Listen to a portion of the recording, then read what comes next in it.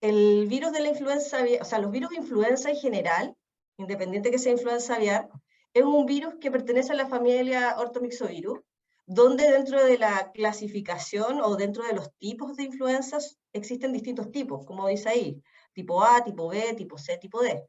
Hoy, en la charla, que es lo que nos interesa, es principalmente hablar acerca del virus influenza aviar tipo A, que es la influenza aviar propiamente tal, donde las especies susceptibles en este caso son principalmente aves. Sin embargo, también pueden verse afectadas eventualmente, y como ya se ha visto, personas e incluso mamíferos. Con respecto al tipo B del virus influenza, es el tipo de influenza estacional, que es la que periódicamente nos vacunamos, que corresponde al virus influenza humana principalmente, el tipo C, que afecta también a humanos, y finalmente el D, que puede afectar a bovinos, porcinos y caprinos. En general, más que nada, como para comentar, dentro de la estructura propia del virus, tiene dos particulares que es importante mencionar. Es que el virus de influenza, independiente que sea aviar o tipo B o otro tipo, todos tienen la particularidad de que cuentan en su estructura glicoproteínas, que son las hemaglutinina y neuraminidasa, las cuales se conocen que en la actualidad existen 18 hemoglutininas, glicoproteínas de superficie, y 11 neuraminidasa. Se dice que además este es un virus altamente mutagénico, por lo tanto pueden hacer diversas combinaciones entre hemoglutininas y neuraminidasa, pudiendo generar aproximadamente 254 combinaciones. ¿Ya? Por lo tanto es un virus que se considera en sí altamente mutagénico. Adicionalmente, tiene otra particularidad, y es que este virus tiene en su superficie, voy a ver si puedo, si tiene en su superficie una envoltura lipídica, lo que hace de que sea un virus que no sea muy resistente en el medio y que pueda que se pueda eliminar fácilmente utilizando desinfectantes como por ejemplo amonio cuaternario. ¿Ya?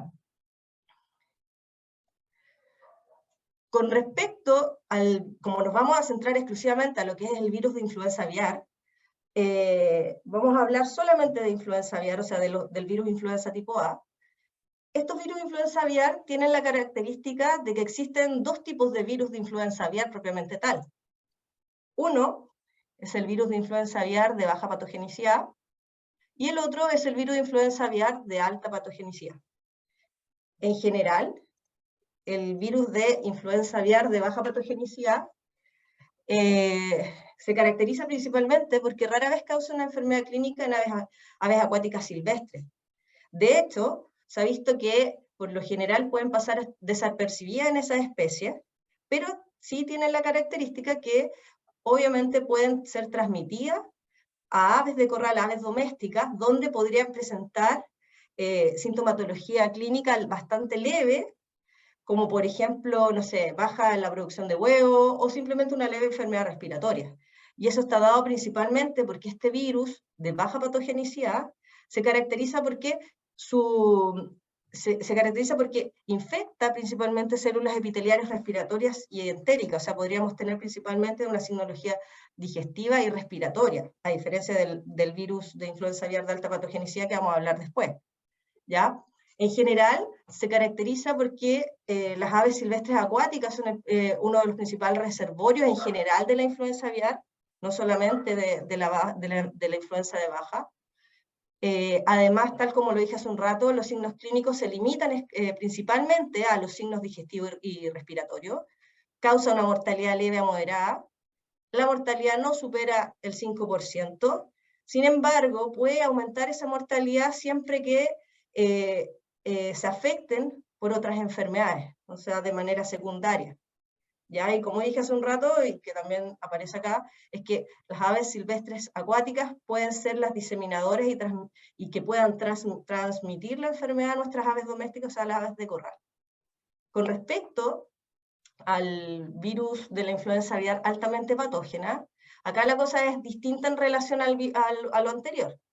principalmente, de hecho, es una de las enfermedades que se más temía en las aves de corral, y eso está dado principalmente por la mortalidad que esta provoca.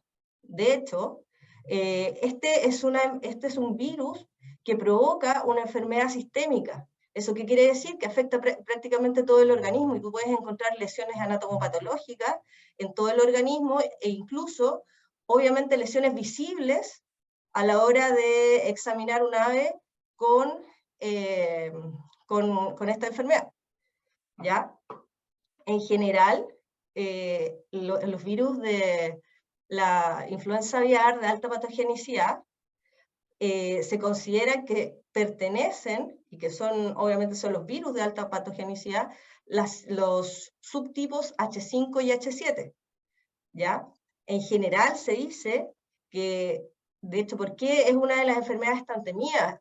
Principalmente porque en gallinacias, o sea, estamos hablando de pollos, pavos, codornices, la mortalidad asociada a esta enfermedad puede llegar incluso al 100%, a diferencia de las aves acuáticas, que pueden eventualmente ser un poco menos afectadas que las aves de corral, pero pueden ser unas muy buenas diseminadoras de la enfermedad de nuestras aves domésticas. ¿Ya? ¿A quiénes afecta? O sea, los hospederos del virus. Ya en general, en el caso de los hospederos del virus de influenza aviar, las principales especies afectadas son las aves de corral, como lo que habíamos mencionado, gallináceas principalmente, pero también pueden ver afectadas aves acuáticas domésticas y también silvestres. Y tal como lo mencioné en un comienzo, esta enfermedad puede afectar también a humanos eventualmente, por eso se habla de que es potencialmente zoonótica, y también a mamíferos, ¿ya? En general, en las aves de corral como patos, pavos, codornices, estas especies se caracterizan porque son muy susceptibles a este virus, y en ellos causa una enfermedad grave y puede provocar la muerte muy rápidamente. De hecho, como lo dije hace un rato, o sea, la mortalidad puede llegar al 100% en muy pocos días. Por eso la gravedad de poder contener este virus, principalmente por el efecto que genera en este tipo de especies. Bueno, y por muchos otros motivos más, obviamente. En el caso de las aves acuáticas domésticas, en general, el curso de la enfermedad se puede ver presentado un poco más prolongado, o sea que se puede extender mucho más la presentación de sintomatología, pero eso siempre va a estar de la mano, o va a estar relacionado dependiendo de qué cepa esté circulando, o sea, si estamos hablando de un virus de influenza de alta patogenicidad o en su defecto de un virus de influenza de baja patogenicidad. Por ejemplo, en el caso del pato doméstico, puede actuar como una especie puente. ¿Eso qué quiere decir? Una especie puente entre las aves silvestres, principalmente por la ubicación que ellos pueden tener, con las aves de corral, o sea, con las aves domésticas. Incluso se habla que los patos domésticos pueden ser asintomáticos o bien presentar solamente síntomas leves, por lo que prácticamente se les denominan como diseminadores silenciosos, ¿ya? En el caso de las aves silvestres, se habla que la enfermedad y la mortalidad puede ser severa, pero siempre, al igual que lo que dije hace un rato, la gravedad de esto va a depender netamente de qué cepa esté circulando, o sea, si estamos hablando de una influenza aviar altamente patógena o en su efecto de baja patogenicidad, ¿ya? Por ejemplo, en el caso, y también hay una diferencia entre especies, o sea, yo voy a poner un ejemplo en el caso de los cisnes, por ejemplo. Los cisnes pueden estar expuestos y el curso de la enfermedad puede ser súper letal y severo. Y pongo otro ejemplo, las palomas, a diferencia de los cisnes, se habla que son súper resistentes al virus de la influenza y aparentemente tienen un papel epidemiológico muy escaso o prácticamente nulo en la propagación de la enfermedad. ¿Cómo se transmite el virus? Bueno, en general, la transmisión del virus de influenza aviar se puede transmitir a través de contacto indirecto, como muchas otras enfermedades, ¿ya? Pero su principal método de transmisión de este virus es por contacto orofecal. ¿Eso qué quiere decir? Tal como aparece en esta imagen, cuando una enferma elimina ya sea secreciones respiratorias o bien a través de las heces propiamente tal, y esas secreciones toman en contacto con otras especies, ya sean silvestres o domésticas, estas otras adquieren el virus y se contagian y pueden presentar la enfermedad mostrando sintomatología y posteriormente la muerte, dependiendo de qué cepa está actuando, ¿ya? Y también es un punto muy importante que es, bueno, ahí se debe ver muy pequeño, que son los movimientos migratorios de las aves silvestres. De hecho, se consideran que son una de las principales vías de transmisión de influenza aviar. Hay que recordar que las aves silvestres se consideran reservorios de este virus, que pueden ser portadores, y eso hace que puedan ser potencialmente diseminadoras de esta enfermedad. ¿Ya? Por lo tanto, se podría producir la transmisión directa a través de las aves silvestres, como se aparece en esta imagen, con las aves domésticas. ¿Ya? Y también existe una forma de transmisión de este virus por contacto indirecto, utilizando, por ejemplo, que estas mismas secreciones contaminen el agua, contaminen el alimento y posteriormente se acerquen aves, por ejemplo gallinas, consuman ese alimento que tiene partículas virales y, bueno, adquieran la enfermedad. O en su defecto, utilizar fomites, o sea, utilizar algún método de transporte que transporte el virus, como por ejemplo vehículos, ropa, calzado, jaula, etcétera. Hasta nosotros mismos podemos llevar el virus. Por eso, siempre las medidas de bioseguridad es un potente medida de prevención para diseminar esta enfermedad. Ahora vamos a hablar un poco de los signos clínicos. ¿Qué es lo que nosotros podemos ver en aves que han estado enfermas y que en realidad, al verse afectados con esta enfermedad, se puede observar? En general, antes de mencionar algunos signos clínicos que nosotros podemos evidenciar, es importante indicar que esta enfermedad lamentablemente entrega signos clínicos, ya sea digestivos, respiratorios, neurológicos, que no son patognomónicos, o sea, que no son específicos de la enfermedad. Eso lo que hace es que sea difícil de diagnosticar clínicamente. Sin embargo, la única forma de confirmar un diagnóstico es a través de análisis de laboratorio. ¿Por qué? Porque obviamente existen otras enfermedades que cursan con una sintomatología muy similar, pero que no es influenza aviar. Por lo tanto, clínicamente tú no puedes diferenciar si estás en presencia o no de la enfermedad. Bueno, dentro de los signos clínicos, como se puede evidenciar acá, esta descarga nasal y exudado oral seromucoso, se puede evidenciar, a veces es súper abundante ese exudado. Podemos observar en aves tanto la cresta de las gallinas, por ejemplo, y la barbilla, que es la parte de acá abajo, cianótica, o sea, como un color azulado. Podemos evidenciar también, acá no se nota mucho en esta imagen, pero como para que se hagan una idea, que alrededor del párpado podemos encontrar un edema periocular, ¿ya? Lo que hablaba hace un rato, una edema y congestión de barbilla y cresta. O sea, esto es una foto mirada desde abajo, de esta zona principalmente, y aquí se puede ver la inflamación en este sector por acúmulo de líquido, y bastante congestión, y acá también un edema en esta parte de la cresta. Como habíamos dicho, sobre todo la influenza aviar de alta patogenicidad es una enfermedad sistémica, por lo tanto, va a afectar todos los órganos, y se caracteriza por mucha hemorragia que se encuentra distribuido en el animal propiamente tal. De hecho, acá en esta otra imagen se puede observar petequias, o sea, este puntillado hemorrágico en los tarsos. Eso es súper evidente en un cuadro de influenza aviar. Y también, como es un cuadro que cursa con sintomatología respiratoria, se puede observar aves que presentan disnea, o sea, que presentan dificultad respiratoria, y que vas a observarlas con el pico abierto principalmente porque no pueden respirar bien, ¿ya? Y aquí, bueno, aprovechando esta imagen, también se puede observar que aquí en la cresta se observan estos sectores como cianóticos, que era lo que mencionaba hace un rato, y en la barbilla exactamente lo mismo.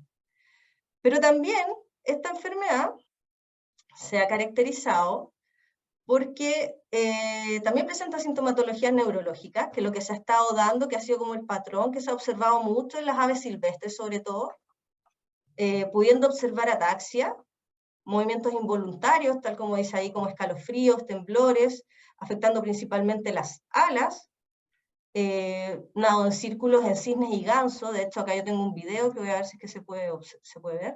Este es un cisne que dio positivo a influenza aviar, y ahí se puede observar los nados en círculos, y también se ha descrito este tipo de nado en gansos que han dado positivo a la enfermedad. Cuello y cabeza torcida, que puede progresar a una parálisis flácida, y eso hace que el animal se nos ahogue en el agua.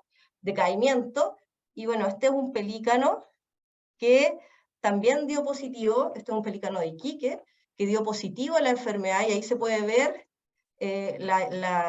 se puede ver que el animal no puede volar, presenta movimientos involuntarios, etc. ¿Cómo se previene la enfermedad?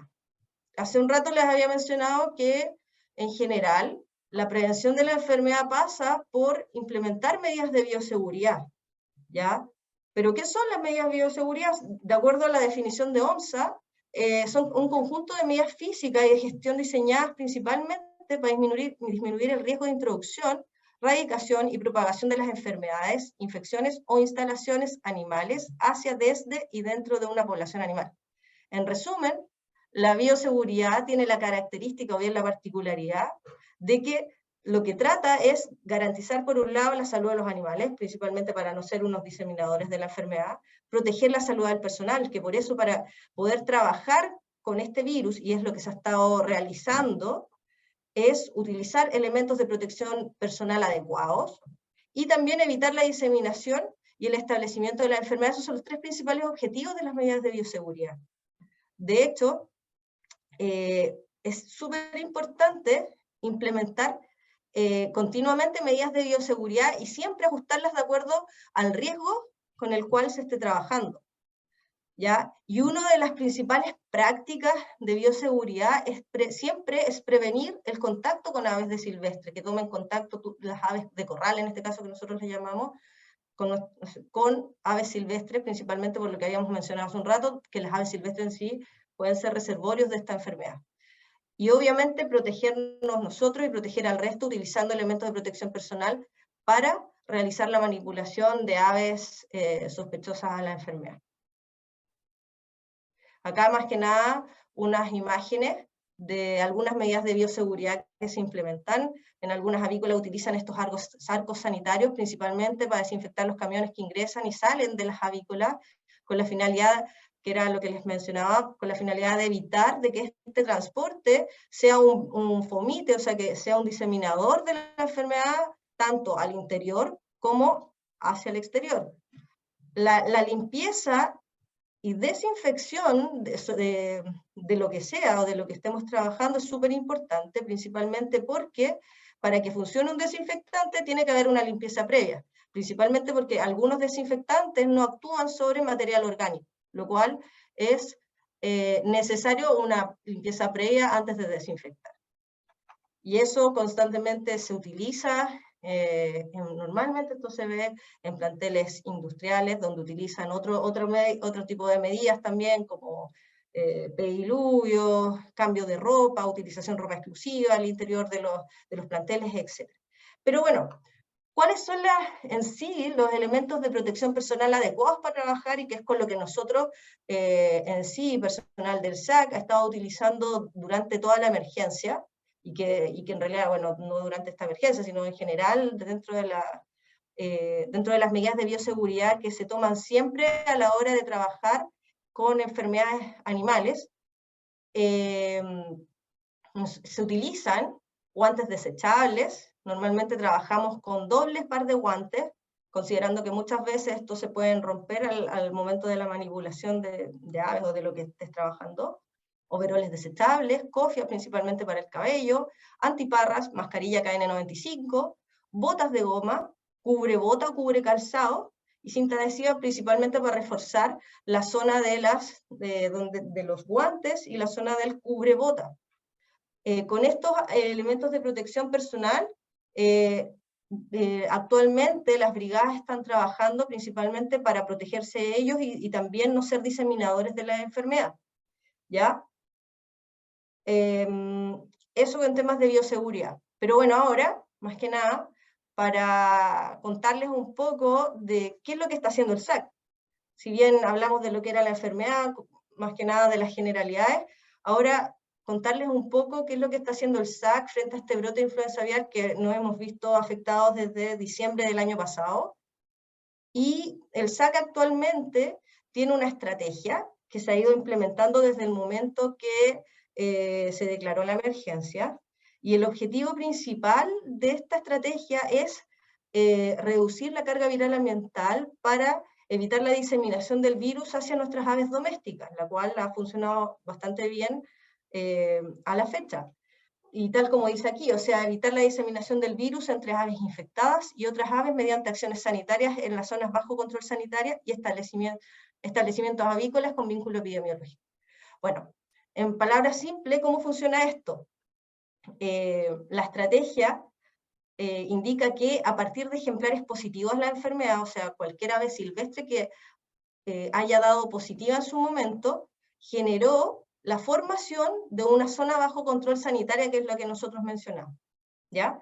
Y esa zona bajo control sanitaria establece una franja de vigilancia costera aproximadamente 10 kilómetros al norte y 10 kilómetros al sur desde el positivo a esta enfermedad. Y en esta zona bajo control sanitaria, nosotros tenemos acciones particulares por especie. Más que nada esto es una generalidad, porque en realidad explicar completo el trabajo sería un poco más complejo, pero en la generalidad nosotros tenemos acciones tanto en las aves silvestres, en aves de traspatio y en avícolas. ¿Qué estamos haciendo específicamente en la costa? Nosotros actualmente, como les había mencionado, trabajamos en un borde costero, en un borde costero donde esa zona bajo control se ha generado a partir de un positivo de influenza aviar, y se está realizando una vigilancia diaria de distintos puntos que se establecieron de acuerdo a un análisis de riesgo, y se genera una recolección de aves muertas en la costa, y adicionalmente toma de muestras dependiendo la semana epidemiológica en la que esté actuando, y también dependiendo del ejemplar que obviamente se encuentre muerto.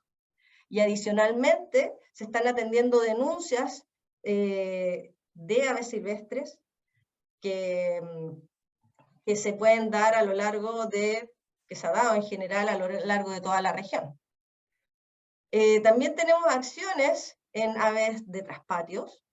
¿Qué quiere decir esto? Que estamos también teniendo acciones en nuestras aves de corral, en nuestras aves domésticas como gallinas, patos, etcétera, que se encuentran cercanas al borde costero, cercano a esa franja que les había comentado, y en ese grupo de aves se ha estado realizando vigilancia clínica, toma de muestras en predio cercano a la costa, como lo había indicado, y además se está atendiendo denuncias tanto por mortalidad o enfermedad de aves.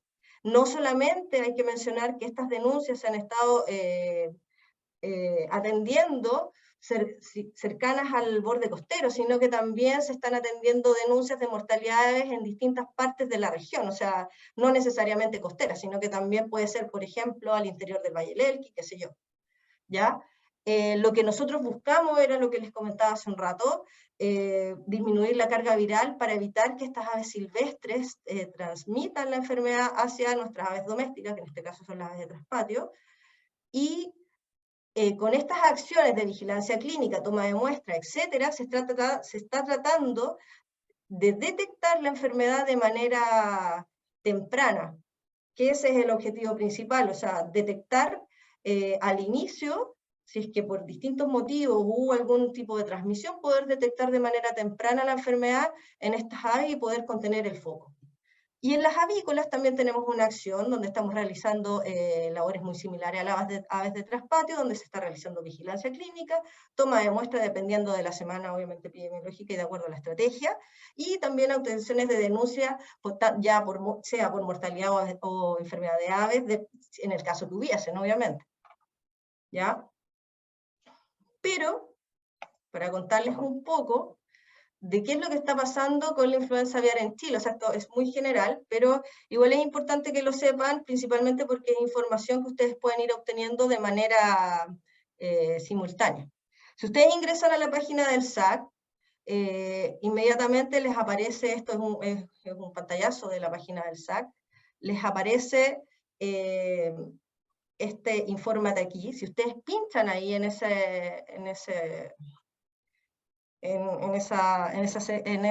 apartado, se va a desplegar un panel de información con datos de la emergencia de influenza aviar actualizado al momento que ustedes ingresen.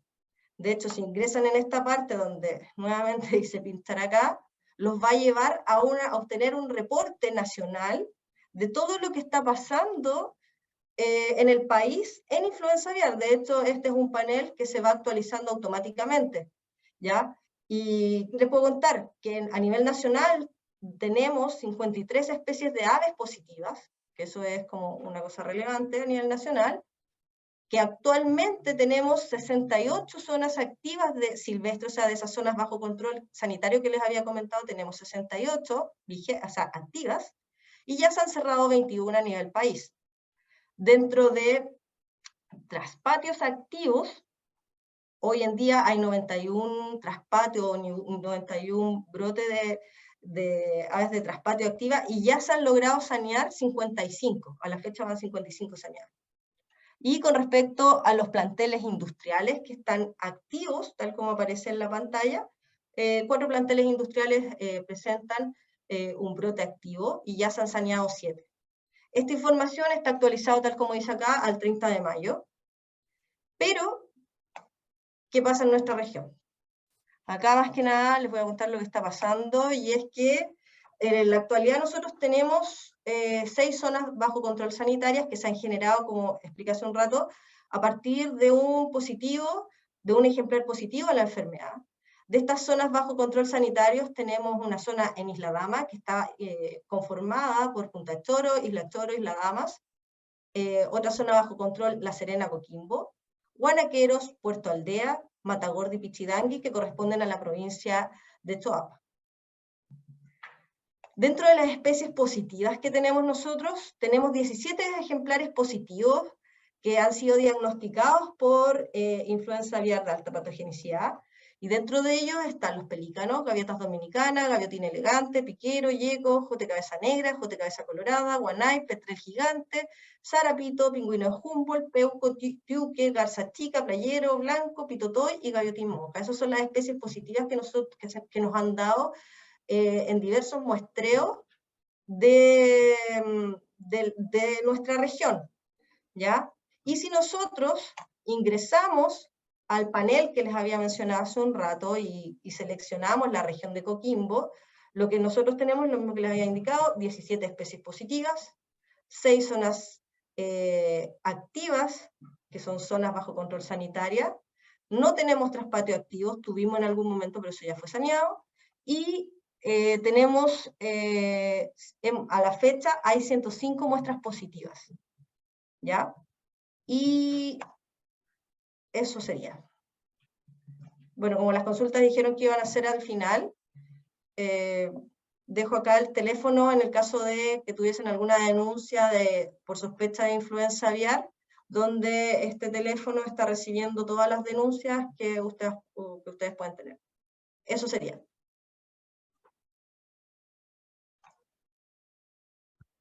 Priscila. ¿Priscila? ¿Sí? Me dio penita. En realidad son fuertes, o sea, la mayoría de nosotros hemos visto las imágenes ya sea en forma presencial o en la prensa, redes sociales, imágenes de las aves muertas en la playa o de aves enfermas, pero verlas de tan cerca es impactante. Y creo que están haciendo una gran labor. Y quiero darte las gracias por eso. Y muchas gracias por tu presentación también. Muy interesante. Ahora vamos a pasar a las preguntas y comentarios. Y dejo la palabra a Marcelo Olivares, de Reales, que nos va a plantear a nuestras relatoras. Adelante, Marcelo.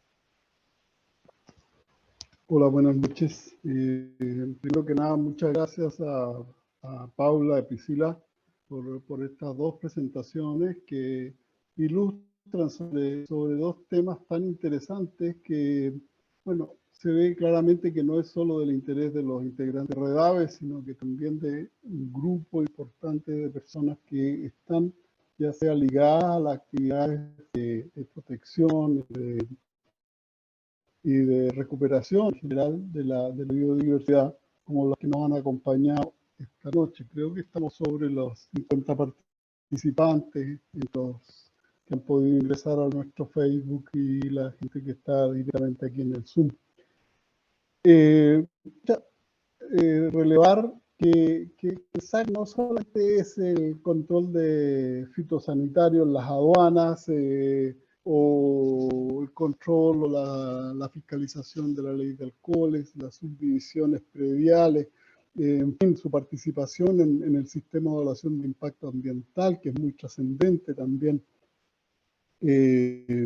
Lo conocemos también en el trabajo relacionado con la ganadería, especialmente con la ganadería caprina en nuestra región. Entonces, estos dos temas que se han tocado hoy día, bueno, vienen a completar un marco general de lo que es la actividad del SAC aquí en la región y que nosotros, particularmente como Red Aves, destacamos. Entonces, a través de Paula y Priscila, agradecer también a la dirección regional del SAG, a través de su director, don Jorge Maut, y todo el equipo del SAG que han respondido favorablemente y con plena disposición a entregarnos estos conocimientos y particularmente aspectos tan específicos y tan relevantes para el momento que se vive en la región.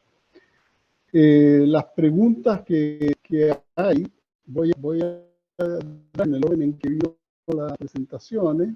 Está Erika Sosa, que ha indicado a propósito de la mención que se hace de la prohibición de cazar en los aeropuertos, pero que eventualmente habrían autorizaciones especiales, si se ha pensado en, digamos, con elementos, armas, cazar, mantener aves rapaces que pudieran hacer el trabajo, cuestión que dice que se realiza en muchos aeropuertos de otros países. Paula, te las voy leyendo y contestas todas o te ir de uno.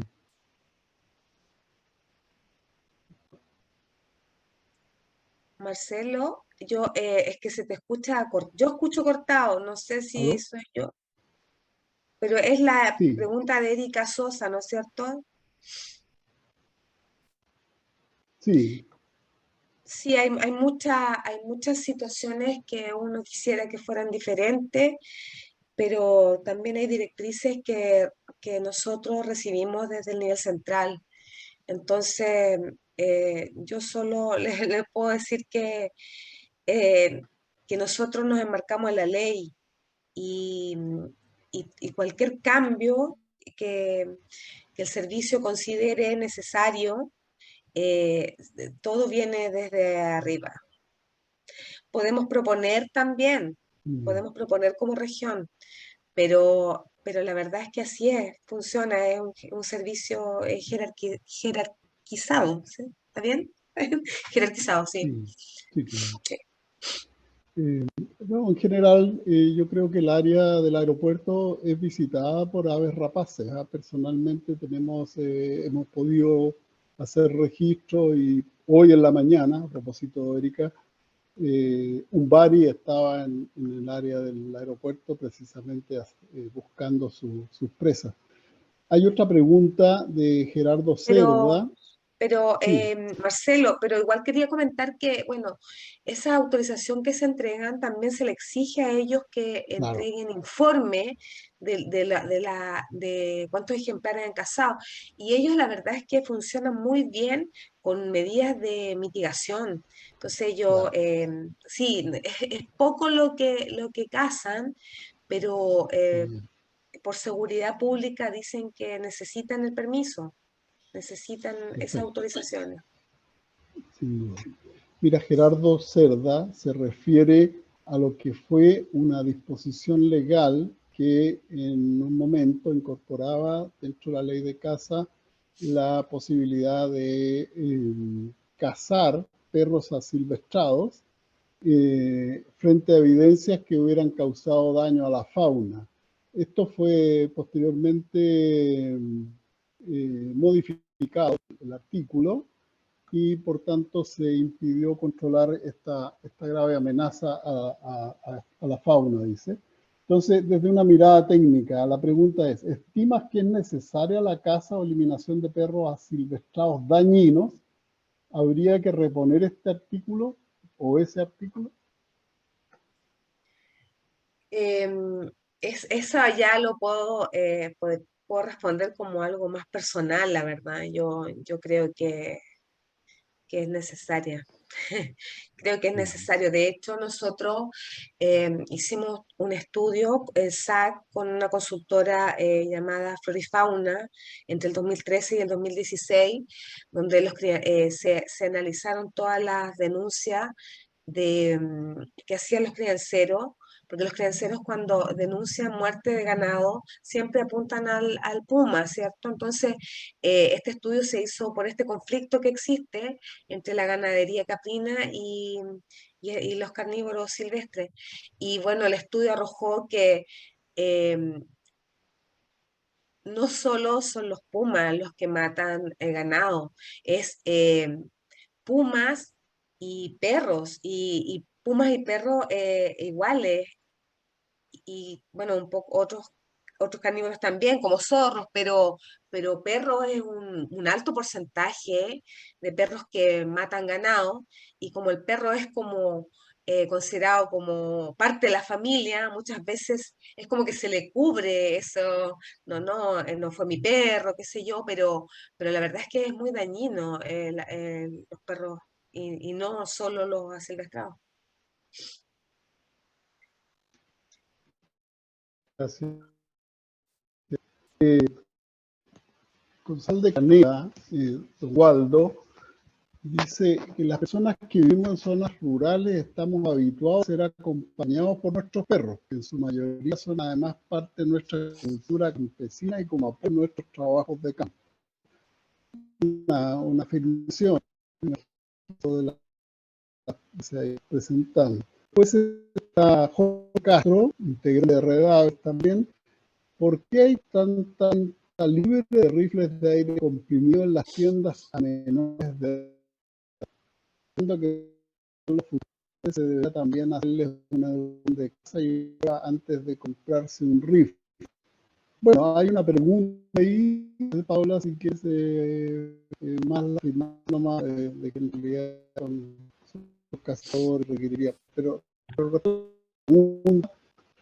no sé si quieres, si hay alguna línea que SAC tenga en relación a esto. Me imagino que si son menores de edad, bueno, tipo rifle, la ley de armas, me imagino que es la que tiene que ver aquí. ¿Qué te parece, Sí. Pablo? No, yo ahí no, la verdad es que no sabría dar respuesta a esa pregunta. Yo creo que probablemente otra institución la que deba pronunciarse al respecto, porque muchas personas obtienen permiso de caza no para cazar, sino para inscribir armas. Eso es lo que tengo entendido. Pero los permisos de caza se otorgan a personas mayores de 18 años, entonces ahí como que no cuadra mucho con la pregunta. La verdad es que no sabría responderlo. Sí. Una pregunta de Claudia Fernández de la Universidad Católica Norte. La vía solicitar permiso para investigación se solicita normalmente al SAC Central de Santiago. ¿A ustedes le hacen llegar permiso? Los permisos de captura de fauna con fines de investigación pueden ingresar por cualquier oficina del SAC. Nosotros evaluamos el permiso, y si consideramos que, o sea, si consideramos que no es un permiso que se enmarca en el CIA, nosotros lo derivamos al nivel central. Muchas veces los investigadores se equivocan de formulario y envían permisos que son para línea de base, lo envían al nivel central o al revés, pero todo puede ser recepcionado en cualquier oficina del servicio y también puede ser cancelado en cualquier oficina del servicio. No sé si esa era la pregunta que tenía, o sea, no sé si respondí lo que Claudia está preguntando, la verdad.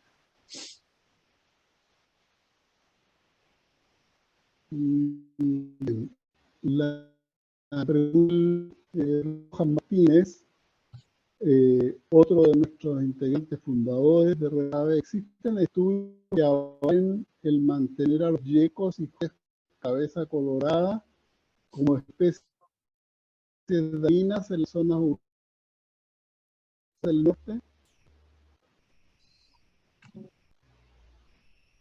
Marcelo, lo que pasa es que yo no te escucho bien a ti, entonces la pregunta está en el chat, ¿no es cierto? La pregunta es, ¿existen estudios que avalen el mantener a los yecos y jotes cabeza colorada como especies dañinas en las zonas urbanas del norte? Yo no manejo esa información. No, la verdad es que no la manejo. No desconozco, la verdad. Además que tampoco conozco mucho el norte. Solo sé claro, estas especies son consideradas perjudiciales o dañinas dentro de los límites urbanos, pero sobre estudios al respecto, no, lo desconozco, la verdad.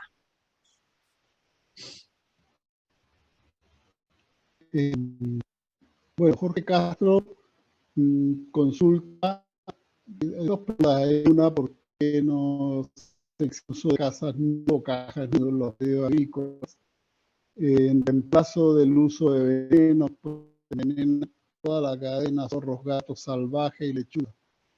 Debemos ser más muy naturaleza. Inmediatamente Jorge también indica, más bien el SAC no va a colegios a dar charlas de educación sobre aves rapaces. Dice que andan buscando hacer a alguien que venga a hablar de estas aves, sus amenazas, su rol en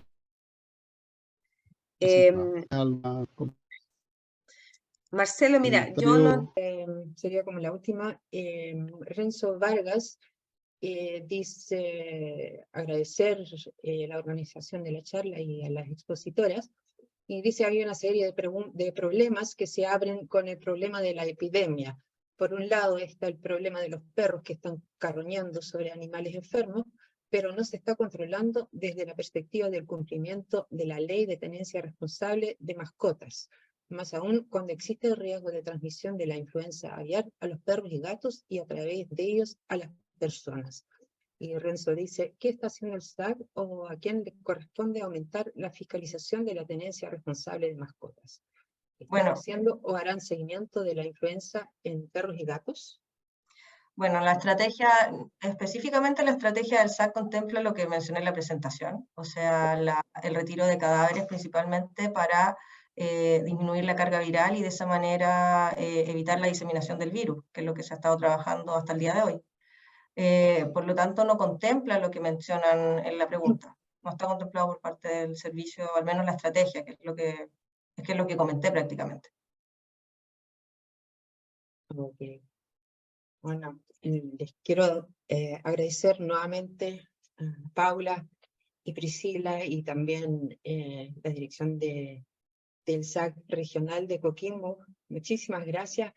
Es muy interesante sus presentaciones. Damos las gracias también a todos los que participaron, todos los que atendieron, los que asistieron a esta charla. Quiero dar las gracias también a Álvaro Paradón, quien está a cargo de la parte técnica. Antes de cerrar, los queremos invitar a un evento que se realiza este sábado 3 de junio en el Faro de La Serena, un evento organizado por nuestros amigos de la ONG El Quiverde, pero que contará con la participación de Redaves, de Surgencia, Ecoterra, en fin, una serie de organizaciones e instituciones. Habrá teatro de títeres, habrá conversatorio, música en vivo, exposición de fotos, teatro, en fin, una lista muy larga de actividades muy entretenidas para adultos y niños, todo el mundo cordialmente invitado. Nuevamente muchas gracias y hasta una próxima charla. Gracias, Saskia, gracias a todos. Y gracias por la invitación. Que Sí, estén bien. muchas gracias. Buenas noches. Chao, buenas noches.